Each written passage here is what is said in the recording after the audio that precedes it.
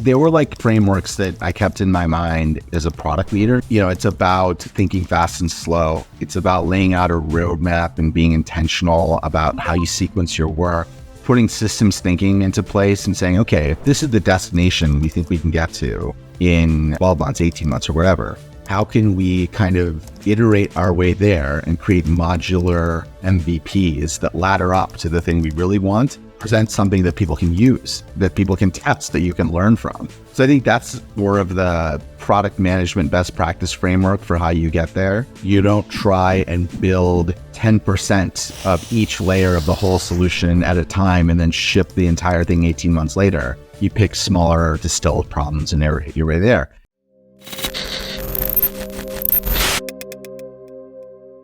Hi, and welcome to Minimum Viable Podcast, where we go beyond the surface to explore the depths of product creation. Think of this as a masterclass in innovation, combining deep insights, perspectives, hands-on analysis, where we'll cover topics like the psychology of user behavior and the aesthetics of design and the timeless principles of storytelling. I'm your host, Elliot Popple, and the founder of General Collaboration. General Collaboration is a cross-app inbox for all of your comments from all of the tools that you use at work. So that way, you'll always be focused on what needs your attention most. Without further ado, let's dive into today's episode. So Dave, we've known each other since 2017, met back in the company formerly known as Facebook, back when they had Building 8, which was Mark's, I guess, how would you describe it? My interpretation was always that Zuck had lost out. Facebook had missed the boat on mobile. So we were scrambling when all these like Alexa enabled smart home, Google Home devices were coming to market. And we got to have a lot of fun at Facebook for a little while, hidden off in this like secret warehouse side of campus with like a fake house with all sorts of crazy gadgets. And yeah, thanks for being on the podcast. Thanks for coming to reminisce on all the cool stuff that we built together. And we're going to talk about some really cool stuff. You've had a hell of a career. Yeah, I appreciate it. I have to tell you, the times at Facebook and Building 8 turned out to be some of the most memorable experiences of my career. And I think, you were alluding to it, but from the very beginning, there was something different about it. Remember, like the windows of that building were blacked out and you needed a different privilege on your badge just to get in. And, even some of the most senior people in the company didn't have that. And we did. And it felt like we were part of this special club doing something new. And it is what I can only imagine the old Silicon Valley was like. You were inventing new things, trying new concepts. And, I never got a chance to work anywhere else in Facebook, but that's the Facebook I remember. And it was adventurous and exciting. And every week we were tackling a new challenge. And, it was really special. And I think the funny thing is, as time has gone on, the stories have only surfaced more and more, in my career. As someone who did work elsewhere in Facebook, it was not like the rest of my Facebook experience. It really was special. It's like, for those listening, I think to give the scale of how wild this was, there was a warehouse that you walked into, and inside this warehouse, there was this full scale home with like a working, functioning kitchen with every appliance that you needed, and the kids' bedrooms and the living room, and no one else could get in it. It was like a secret that this whole thing existed. And we were we're trying to invent the future of like home connected Internet of Things enabled devices. It was a really cool time. So you, in addition to working at Facebook, you've worked basically everywhere. It's a hell of a resume that you've got. Like, it's what FANG company have you now? I guess you're missing Amazon and Apple, though I'm sure you'll find a stint there later. You started your career at Microsoft, right? And then you went on to Google, and then I think there was some pausovers before you, or some other roles before you made your way to Facebook. But tell me, where'd you start and how'd you get here? Yeah, it was serendipitous. I was a computer science major in college, and Bill Gates came to speak on campus. And oh, wow. I was maybe 19, and I waited in line for hours to make sure I had a seat up front. And he was really the titan of industry in the early 2000s. And so I heard him speak. I waited to shake his hand afterwards, and he was just ahead of the curve on what computing was in that era. And I just knew I wanted to be a part of it. And so, how big was Microsoft then? Like, was it the Microsoft that we know today? Or was it, I guess it was small enough that Bill Gates was shaking hands at St. Louis. It was a much different Microsoft. Yeah. They had this kind of like triple-headed monopoly of, they wouldn't say that, but I would, of Windows, Office, and Internet Explorer, and they ran the world. They ran people's computing experiences the world over. And so a different era, but still a very formidable company filled with some of the most famous computer scientists who had quite literally written the textbooks I was studying in class, right? So I just knew I wanted to be a part of it, and I knew I wanted to learn from those people. And so I was relentless about trying to find an internship there, make my way there. And, um, I spent a summer there just solving problems and creatively finding solutions using software. And they called that product management. And I had never heard of that before, but I was in love and I just knew that's what I wanted to do in my career. And so it set my whole life in a different direction. And it all started with Bill G coming, giving that talk on campus. So yeah, I worked there for 7 years after college, mostly on enterprise software like Windows and Office. And that kind of set my professional path in that direction. Left Microsoft, went to join Google, moved to Silicon Valley. I was one of the early PMs on Google Docs, got to work on things like Drive and Meet and Docs API. And it was a very kind of different experience for me because it was also, you know, a different experience being a PM when you're not the market leader, when you don't have infinite resources, when people aren't just kind of automatically renewing contracts with your company for millions or billions of dollars. Google Docs was seen like a science experiment in the market, and this idea that it's all in the cloud, and it didn't have these features that the industry had come to expect.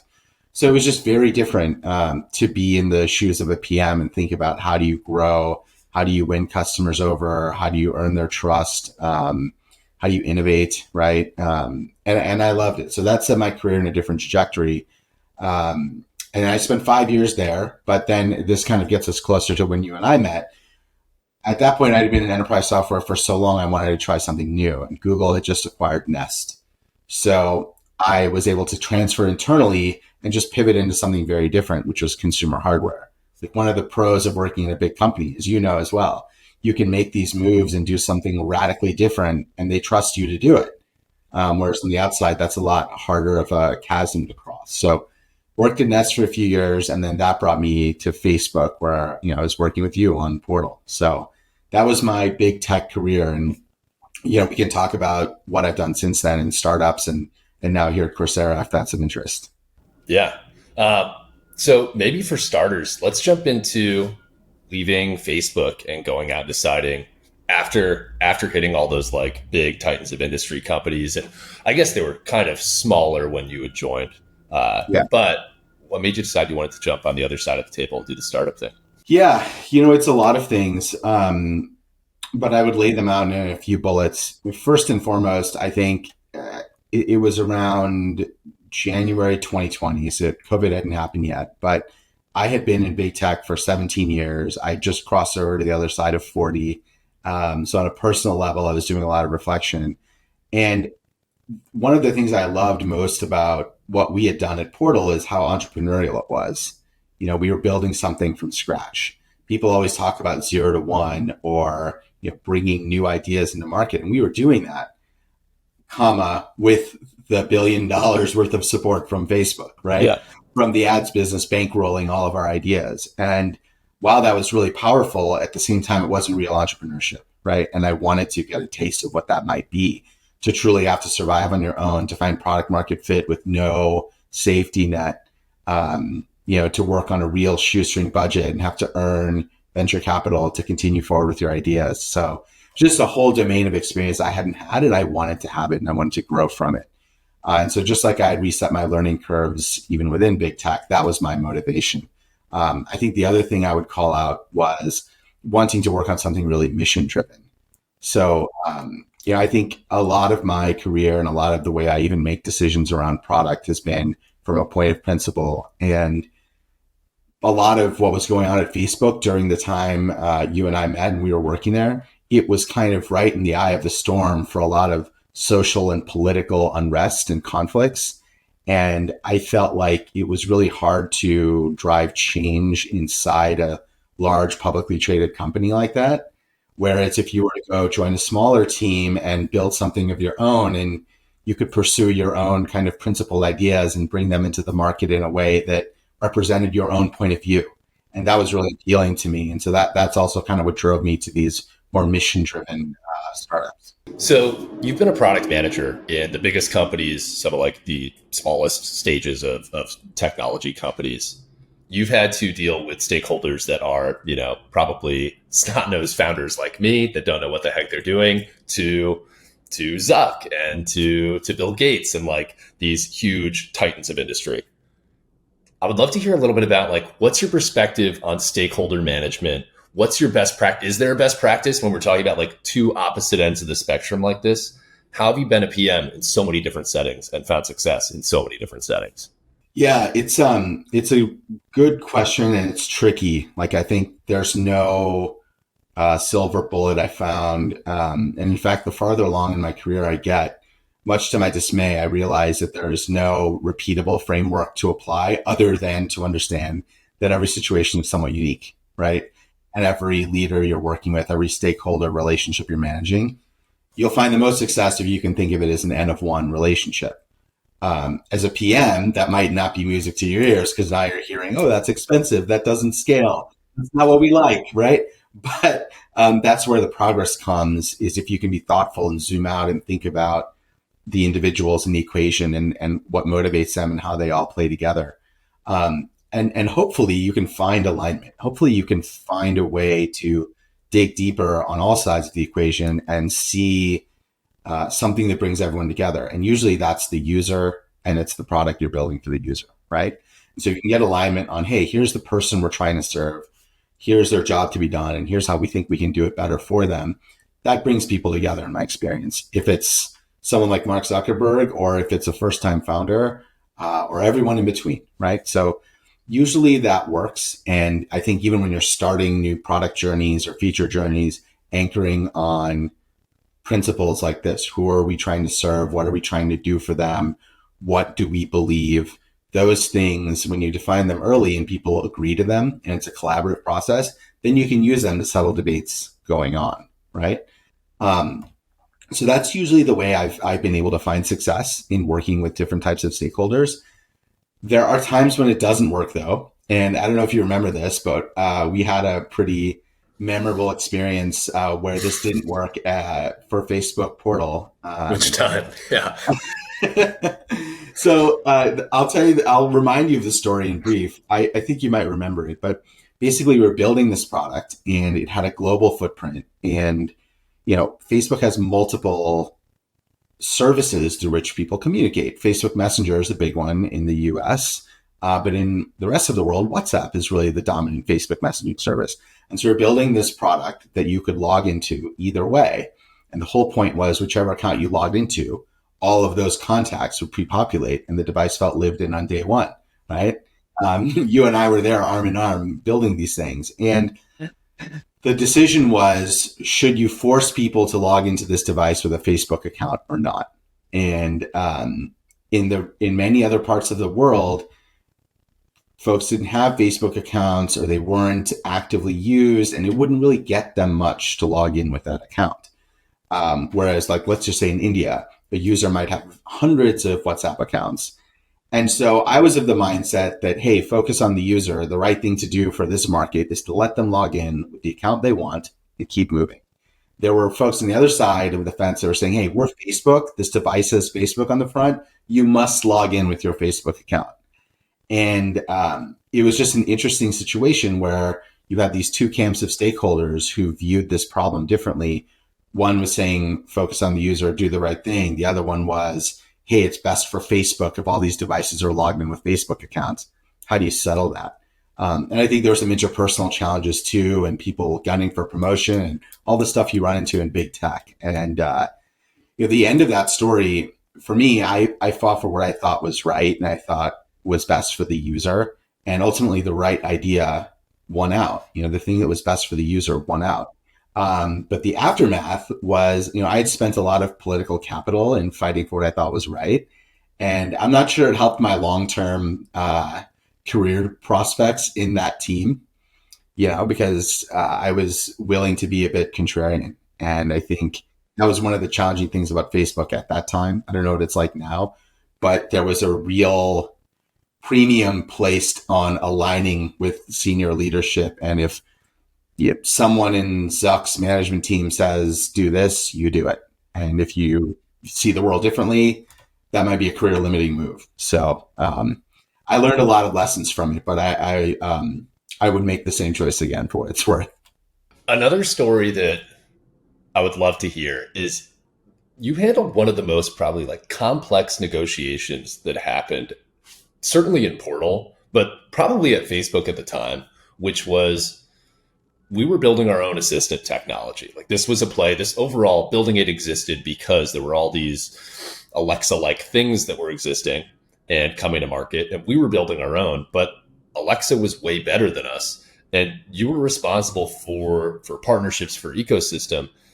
The battle that you went through to somehow convince Facebook to let Alexa onto our device and convince Amazon to be on our device in the first place was walk us through that. That's a hell of a story. Yeah.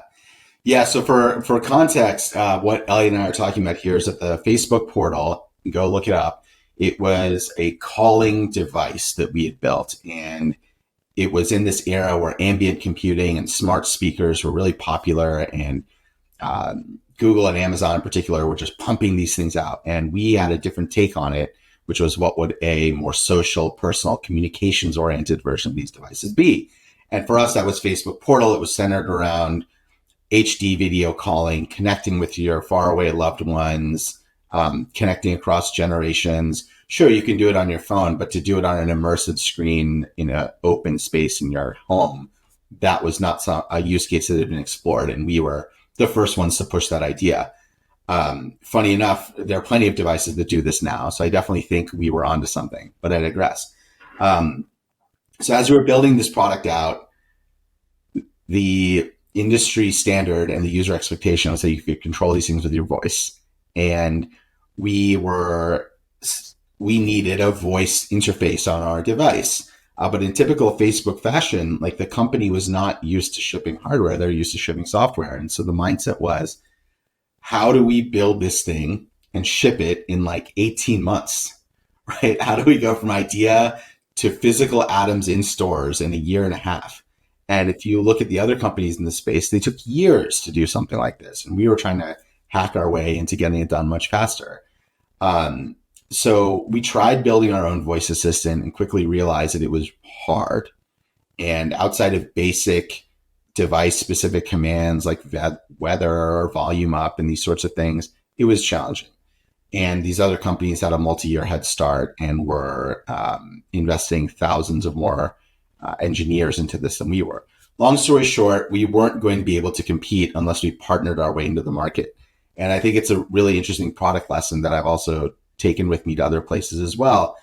When you're entering a new market, do you build, buy, or partner? And building your way into a new domain makes sense if there's unique value in you doing so. Buying or partnering your way into a given market might make sense if there's not as much strategic value for you, or if there's just no way for you to build your way into the market, right?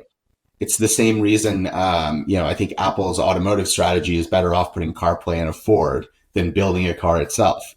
They can partner their way into the market instead of building their way into the market, right? It's an example. So we just knew we weren't going to be able to build an Alexa competitor in 18 months. Seems obvious, right? So then the question became, how do you get that done? And how do you create parity for the user and make the device feel like it's on par? And so we figured, hey, we're Facebook. We are great at partnering. Let's go partner. So we talked to Google, we talked to Microsoft, we talked to Amazon, and we wanted to bring the first device to market that had concurrent voice assistants. So you could talk to the Facebook voice assistant, or you could talk to this other third-party assistant. No device in the market did that, and we wanted to be the first. And so I had the good fortune of PMing this whole thing. And, I carried this device around in a black pillowcase through airports across America. I took it to the Google office. I took it to the Microsoft office. We were trying to pitch it to them and convince them to work with us. And it was a really unique and complicated idea. I think Amazon shared our vision of taking a platform approach and putting their software on many different types of devices. And, Facebook itself is known for being one of the biggest platforms in the world. And so I think the other lesson there was finding a partner with whom you share some philosophies and approaches to product was really important because they were less, like we talked to Apple. Could you imagine putting Siri on someone else's device? That's not how they roll, right? It's not going to happen. But in this case, Amazon was way less worried about whose logo is on the box and more worried about, are you getting me more users into the Amazon ecosystem? Are you getting me more users of Alexa? And if so, you are de facto good for our business. So I think once we found that common ground, things started moving faster. But I will say one of the trickier parts then as the product person is how do you decide what features and experiences we get to own as the first party player and what features and experiences we're willing to parse out to the ecosystem. And you see these same questions play out in the news today with iOS and the antitrust or monopoly lawsuits that are being brought against them. What parts of that ecosystem must Apple open up to the rest of the world? What parts of it can they keep for themselves? So it's a classic dilemma. And yeah, we were two elephants dancing there, Microsoft or Facebook and Amazon, and we had to get our executives at the highest level involved and engaged. And I think Zuck met with one of their top guys in one of those like fancy billionaire retreats in Utah or something. Like those were critical moments to get that product out the door. So it was quite a ride. It really was. We got to see some crazy stuff. You got to work on some incredibly complicated bits of the portal experience. So let's shift gears a little bit. So you leave Facebook and you join Centropy. Like talk about being mission driven. I don't know if we've touched on what Centropy did yet, but you guys were doing some pretty cool stuff. Would love to walk us through that experience and then walk us through the acquisition. So Centropy goes on to be acquired by Discord.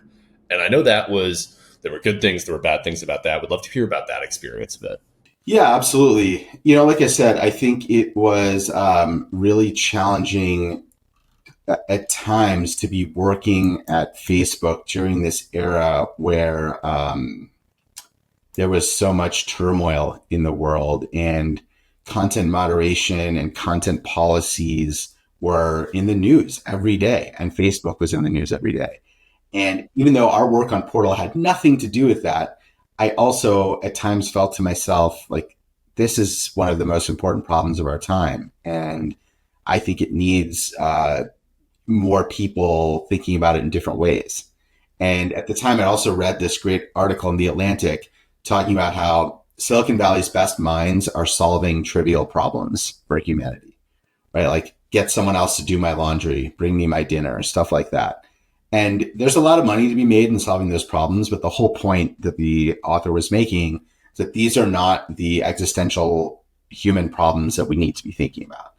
Um, that really struck a chord with me. And so when I was thinking to myself, okay, time to reset the learning curve, move on, do something new, I wanted to find something principled. I wanted to find something that was one of those problems that was good for humanity. And this content moderation problem, this online safety problem, this how do you make these digital public squares safe places for people of all walks? Like that was just something that really spoke to me. And, I had a 3-year-old and a 5-year-old at the time. And so I was also thinking to myself, I should be using my abilities to make the internet a better version of itself for my own children. And so those are some of the motivations that brought me to Centropy.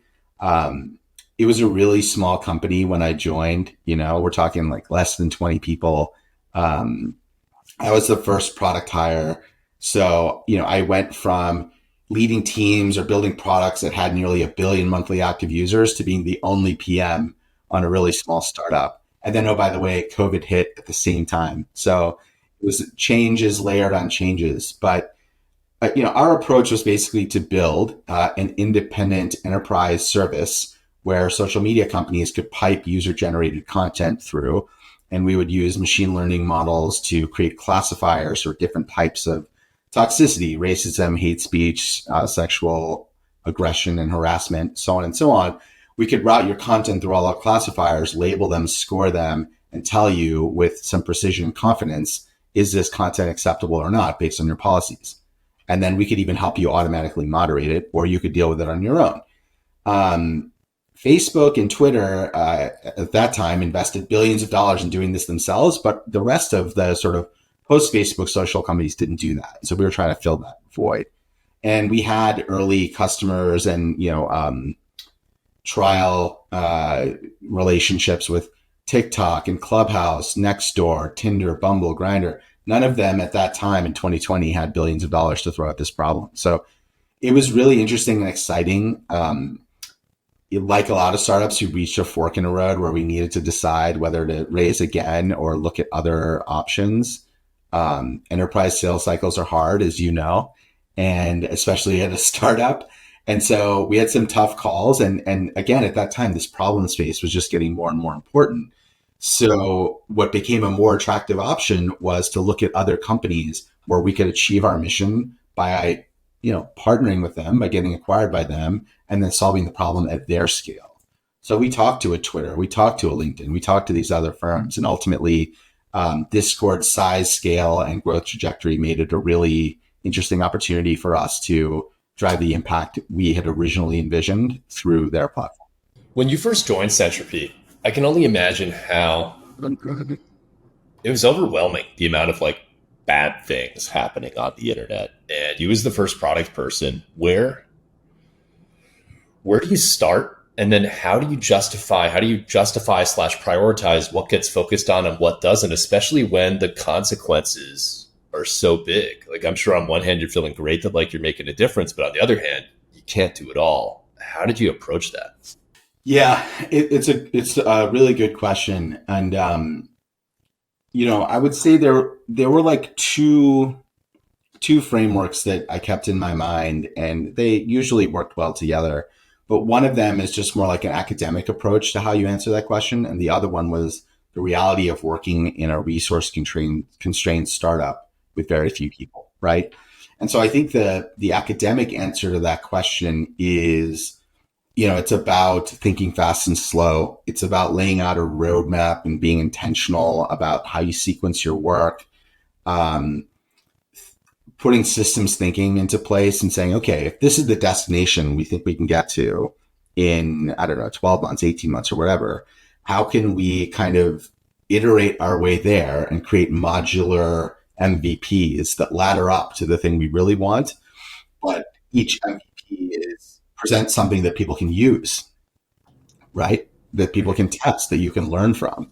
So I think that's more of the product management best practice framework for how you get there. You don't try and build 10% of each layer of the whole solution at a time and then ship the entire thing 18 months later. You pick smaller distilled problems and iterate your way there. I think the part that's tricky as a startup, and especially building for enterprise, you get customer feedback and they tell you what's missing. They tell you, if we just had this feature, we would use your product. Or you start to see competitors move in and you see where they win and you lose. And you have to balance your own vision with what the market's telling you. And I think that's a uniquely challenging thing. You also have to figure out existential solutions to your own problems, right? So as a Series A startup, we couldn't afford a 6-month or 9-month sales cycle. Again, something you're probably, living through on a regular basis. Yeah. So what kind of products do you need to build or experiences do you need to build to shorten that sales cycle to make it so you can deliver value to the customer and it's clearer to them in a much tighter time frame, make it easier for them to say yes, make something they want, right? As the Y Combinator motto goes, when you build something they want, they're more likely to work with you. And so sometimes it was about thinking fast and quickly moving resources around and shipping the FooBar feature in a month, right? Just sprinting towards it. And so I think it was a real challenge and balance. And the other dimension you asked was how do you do all this in this charged climate and this, kind of complex environment? Yeah. I think one of the challenging things for us was to not let that skew us too much.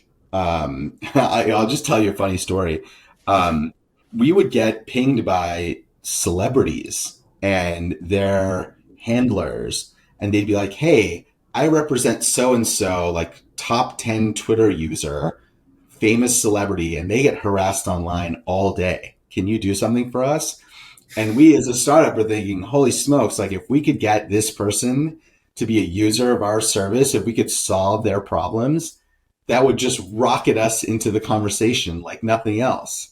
It would be like better than raising another round, right? To have a, global icon saying that they use our thing.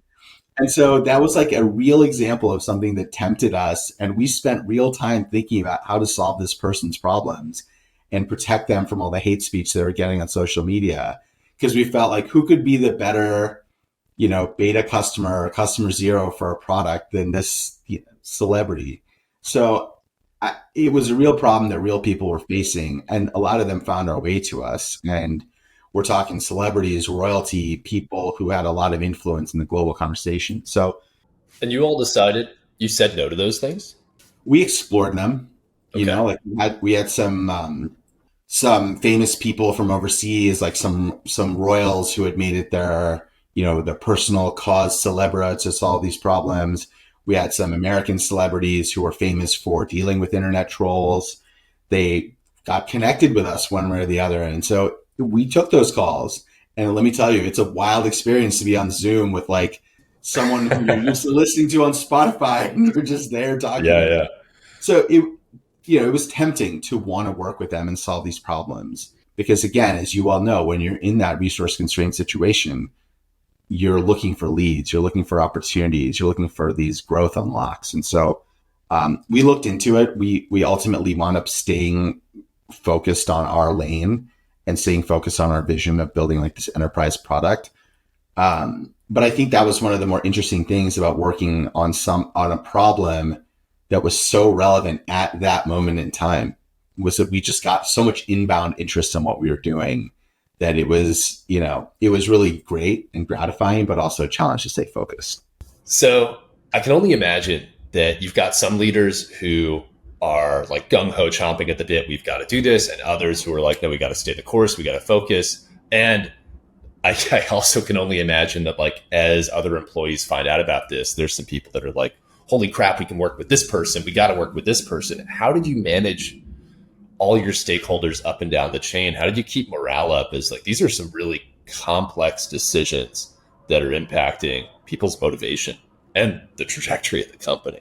Yeah, totally. And I deal with that even here at Coursera, right? Where we're in this moment of generative AI, and that is the thing everyone talks about. And our CEO has been proven to be a real visionary in terms of leading the way and really focusing our entire company on aligning to this moment. It has paid huge dividends for us at Coursera. And yet at the same time, it's such a fast moving topic that if you try and chase the trend of the day, you could wind up kind of losing fundamentals and ignoring certain other things that are important too, perhaps just in different ways. And so I think in my past life at Centropy, today at Coursera, whatever I might be doing in the future, I think this is a pattern that you often run into as a PM. And so to me, it's about two things. One, it's about balance. And one of the best metaphors I kind of started using while I was at Centropy was this idea of treating your roadmap and your product portfolio like an investment portfolio, right? So you might have a thesis that says, here's how I'm allocating my 401k or something. I'm putting my primary, my sort of core investment thesis is about doing X. Then I might have a bunch of satellite bets in these emerging areas. And then we'll focus on our core, see what satellite bets might prove to be lucrative and which one might not. And if the satellite thing becomes valuable, we'll pull it into our core. We might dump something out of our core as well, right? And we'll just kind of keep this model of intentionally investing in different pockets. And I think the thing that allowed us to do was to reserve capital for opportunistic situations, like a celebrity knocking on our door and saying, hey, can you help me with this problem? We were prepared for that. And we knew that we wanted to reserve the space to do that kind of work. I think that model has its merits, especially as you scale into bigger companies. Um, it's another way of saying like Google's 20% thing. In theory, the idea was one day a week you had space to work on what you thought was important. We always joked it was more like 120% time, but the point still remains like, can you make space to be agile and to be innovative? That's how we tried to balance our roadmap at Centropy. I think that's how we've tried to do it at Coursera. And then I think the other thing as a leader is you have to be smart enough to recognize the moment. And so when like Gen AI came our way at Coursera, we decided, okay, this can't be a satellite bet. We can't even wait a quarter or two to decide to bring it into our core. We might need to invert our investment model entirely and bet 60, 70% of the next couple quarters on this emerging topic. And that's a really tough decision to make as a product leader. It's a really challenging trade-off. But you also can't be so dogmatic about some framework you read on a blog or you heard on a podcast that you miss the opportunity to be innovative, to be bold, right? And so I think so much of that comes down to, and I'll just go on a bit of a tangent here, so much of that just comes down to experience and having done this and failed and learned. And I often see a lot of earlier career people, especially on LinkedIn, who think they've got this thing figured out because they heard a podcast about it. And not to knock the very thing we're doing now, but there are no shortcuts. If you've gone through this and you've tried it and you've failed and you've learned and you've grown from it, then the next time it comes around, you're better off for it.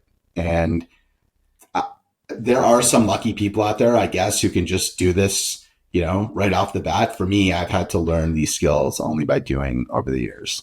I think you said it right at the top of the call that this isn't, if you're the kind of person that's going to listen to this podcast and be like, oh, Dave said to do this one thing, and you're going to just like be that to the man with a hammer, everything looks like a nail, you're going to have a bad time. It's combining all those things. You might have noticed I cracked a smile. It was Passover this past weekend, and you made me remember. So putting my brother-in-law on blast now was cooking dessert, and we're like, it smells like something's burning. What's going on? He goes over to the oven, and there's smoke billowing out, and he's like, well, it says it needs to stand for 3 more minutes. Like, what? You cannot follow the textbook example. There's so many variables. You got to combine them and mix and match them up. And yeah. Totally. I'd love to talk. So let's jump into talking a little bit about Coursera. I think there's a few really cool things to talk about here because you're pretty brand new and fresh there. How long have you been at Coursera now? Like 2 months? Yeah, 2 months. So for any PM ramping up, whether it's at a new company, whether it's on a new product space, you are ramping up at like the highest of high levels. You are stepping into the head of product role at a publicly traded company that is like that sort of juggernaut status. I can only imagine what like the first 90 days looks like for someone in your shoes. And I think there's probably a ton to learn from it. How did you approach that? Like, where did you start? Yeah, and you had asked me a question about cognitive biases earlier. And I think it's funny, another type of cognitive bias or just bias is recency bias, right? And part of my experience at Coursera has been challenging because I'm joining this, we're not a Facebook or Google, but we're like 1,500 people or something. I'm joining from 4 years in startups where, we are not always sure where the next meal is coming from. And we're thinking about runway and burn, and we're trying to solve problems like today or this week, right? And Coursera is scrappy and it is still growing, and it's, in a younger stage of its evolution, but it is also not, a Series A startup. And so the recency bias I brought into this job was spending 4 years working in that model. And I had to quickly adjust my mental models a bit and pace myself and start thinking about things a little bit differently. If I had joined this company coming from, let's say, a Google or a Facebook, my attitude might have been biased by, the size and structure of those places.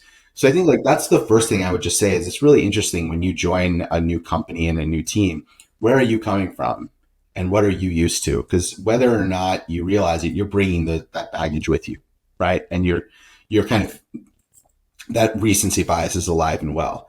But just bigger picture, like how have I been doing it? I think I got some great advice on my way in, which was to give yourself space and a longer time horizon for thinking about how to solve problems and how to ultimately affect change. You're not going to get that done in the first 30, 60, 90 days, maybe not even in the first year. And so give yourself space and ask yourself as you're learning about the company, how might I affect change in this area over a year or 18 months or 2 years? And then all of a sudden your perspective becomes different.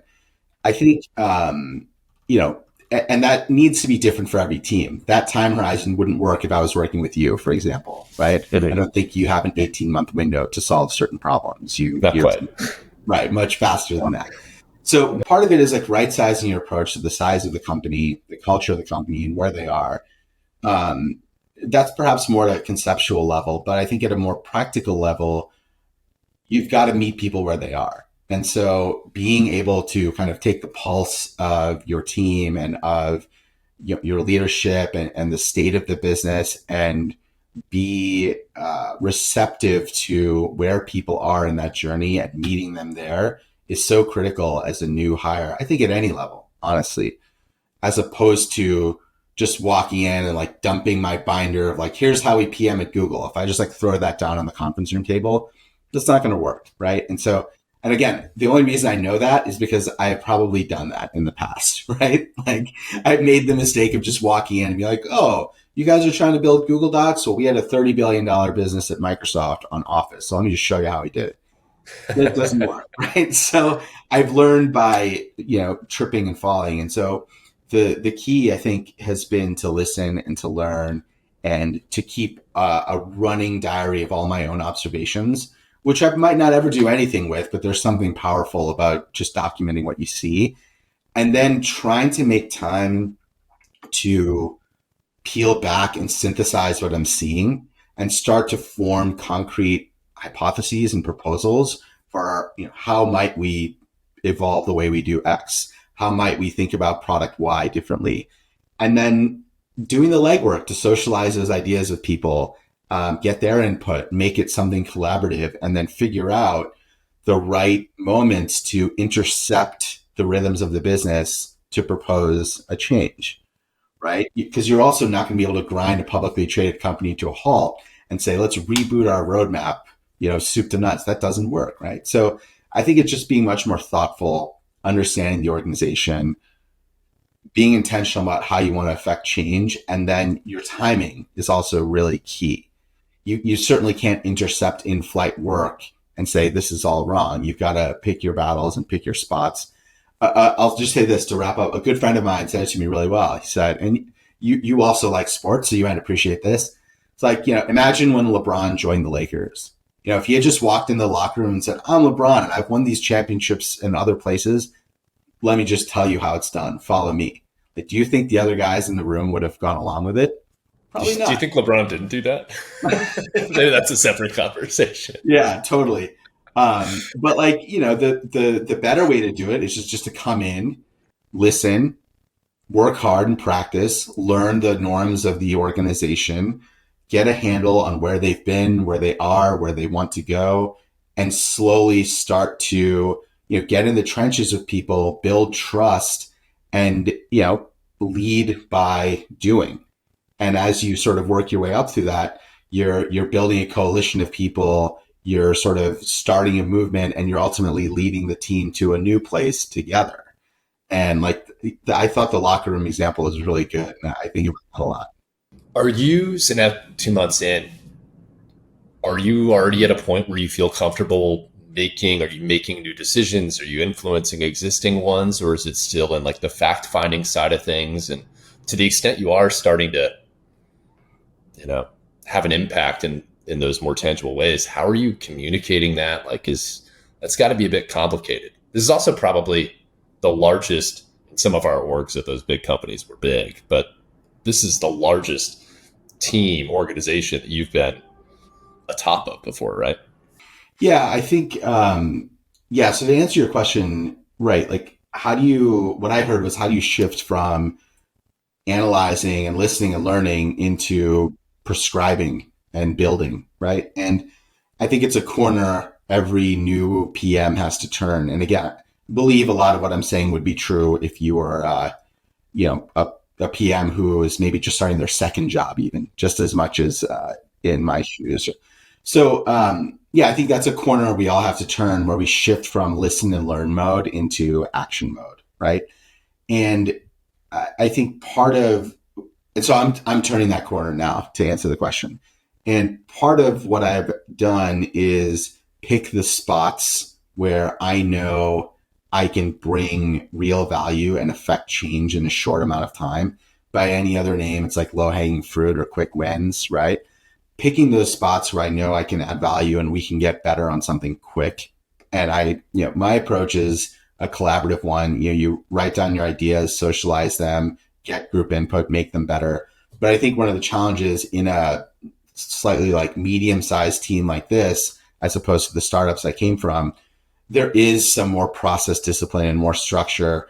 You can't just call a meeting with like the 3 or 4 functional heads, like your head of engineering, head of design, and maybe, your CEO or something. You can't just call that 4 or 5 person meeting. Hey, let's do this differently. What do you think? Great, done, ship it. You don't have that luxury in a company like this. And again, you might think that should be obvious coming from bigger places, but again, the recency bias thing, right? I digress. I've started making those shifts. I've started proposing those things. I also think back to the earlier advice I was sharing. It's been about understanding that you aren't going to get it done in just one day or in one quarter. There isn't one PRD or document you can write that's going to will something like that into existence. It's about iteration, and it's about taking one step in front of the other. So I think the nice thing about Coursera, and part of the reason I was so excited to join, even though it's a company that's been around for 10 years and they went through their startup phase and then their hyper growth during COVID and IPO, and now this kind of post-COVID Gen AI scaling moment, to an individual, everyone here is hungry to grow and evolve and turn this company into a bigger, better, more impactful version of itself. And when you have a whole team full of people who have that growth mindset, you can do amazing things. And so I think that's the other thing I would say to anybody who aspires to be a product leader and join a new team is you want to look for people who also want to grow and evolve. When you run into people who say, well, here's how we do it here, I think that's something you've just got to be a little mindful of, because that might suggest you are slotting into an existing system and your task will be to operate in that model, as opposed to, hey, you're entering a new environment where we collectively want to go to some place together. Sounds like this inflection point or this kind of decision point around Gen AI also has given you an opportunity to have some new conversations. Like, you're coming in fresh, but so is everyone else on some of these subjects. How's it been thinking through it? It's on my mind too. How are you thinking through adopting AI, whether it's to build the product, whether it's as part of the product? Where's your head at on all that? Yeah, totally. First off, I think, like, just an aside, one of my red flags is when non-technical people talk about technical things, especially on LinkedIn. That's usually a flag for me to not take that advice, right? And so, like, I think a lot of the stuff you read about AI is more, kind of hype and fluff. It's not quite real. Getting closer into the details now at Coursera, and we're building out these AI driven products. Like, we have something called Coach, which you can go use on our product today. It's been a really interesting experience to not just go from tinkering with, GPT and a sandbox, actually building a user facing product that people would pay you for, that's powered by a generative AI model. Very different ballgame, right? And interestingly enough, our experience building these voice assistants at Facebook has come in handy, because you think about, an AI powered software product in a somewhat similar way. What are the domains of things it can do for you, right? At Portal, we would talk about like device control, weather, media playback, blah, blah, blah. What are the domains of our, AI coach that can help a learner consume a given piece of content, study for a test, plan out a career path, something like that. So similarly, we have these core functional domains of what our AI software can do. And the metaphor has been really useful. I think the build buy partner thing has also really come into play.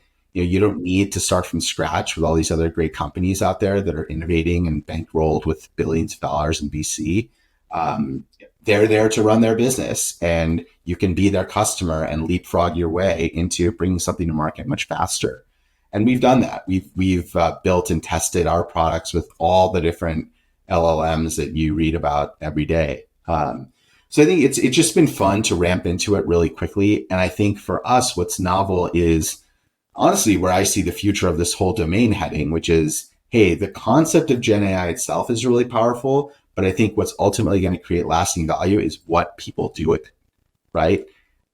It's like, the internet itself or mobile itself. These technological shifts were incredibly powerful as concepts, but the lasting power of all of us getting online, 30 years ago, whatever, the lasting power of all of us having computers in our pockets 15, 20 years ago has been what the ecosystem of creators and developers do with those platforms. And so what can we do with this platform for education? What can companies like yours do with this platform for professional collaboration? I think that that's the real value. And we're just starting to see companies implement AI into their product, right? And like, I'm really excited to see what that looks like, because I think that's when it will become real for everyday people. Yeah. It sounds like you have some cool stuff. I'm going to have to check out that coach thing at Coursera. It sounds like you have some cool stuff that you've been working on. That's awesome. Yeah, absolutely. Cool, man. Well, Dave, I cannot thank you enough for joining for the podcast today. You've shared some really cool stuff. Thanks so much. And we'll have to do this over a beer again sometime. Yeah, Miss being out in San absolutely. Francisco with you. Absolutely. Yeah, I really enjoyed this. Would be happy to chat again, offline as well. Yeah, Beyond for the sure. game. For sure. Cool. Well, thanks, man. Have a good one. All right, take care, Elliot.